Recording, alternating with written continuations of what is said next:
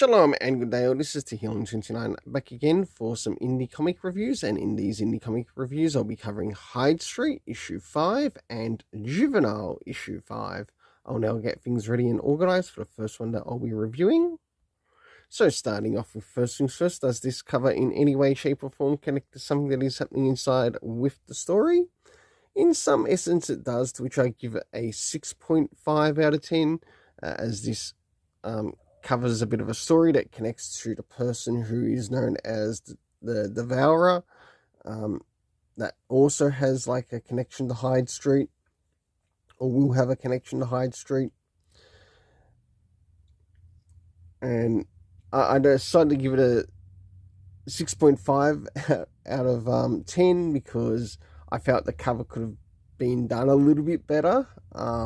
To sort of like work with the person who ended up dying in the story. Like even if they sort of like included a picture of the person who died in the story, instead of like showing Devour with the corpse here.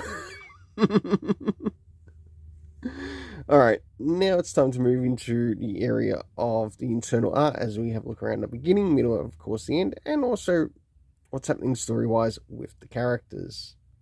So as the story begins, we end up moving into a bit of a gym class of sorts. And of course we've got the main character, who is also known as the Devourer, Ms. Goodbody, I think her name is, who is also the Devourer. And of course we see Trisha getting a bit of a hard time in the story.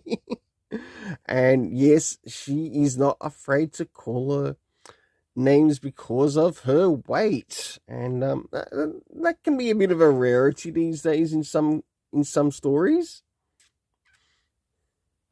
So as the story continues, we finally get to see Miss Goodbody, aka Devour, move onto Hyde Street, or go into Hyde Street. She ends up meeting someone there, and after going to Hyde Street, she ends up meeting Mr. X-Ray along with someone else, and that is Pranky. So looking at things here, especially here, it sort of makes me wonder if they're going to sort of like do almost a horror-like version of a Grim Reaper Justice League of sorts.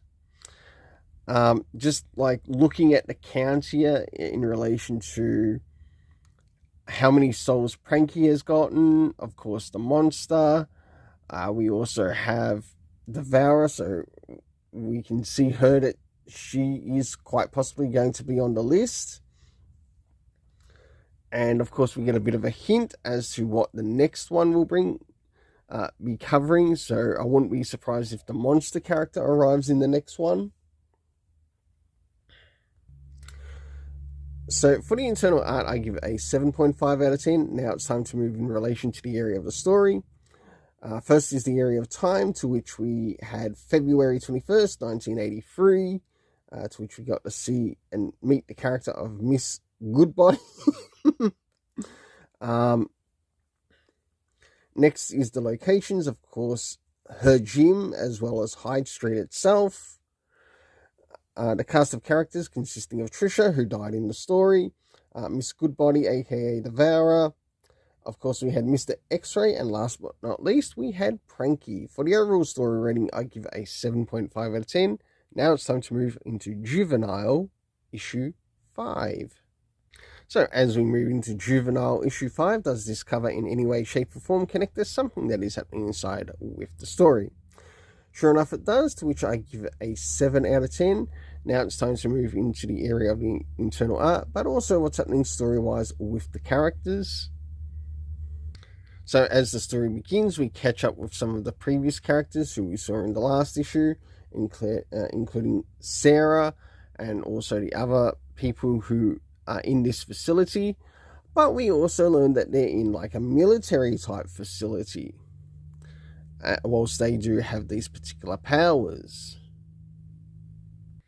So as Sarah addresses her father, who we learn is who is named John Holden. He gives a bit of history about the facility and also some of the experiments that have been done in this facility, and also some of the events that have taken place. I'm also wondering if there'll be another volume in connection to this series by the same writer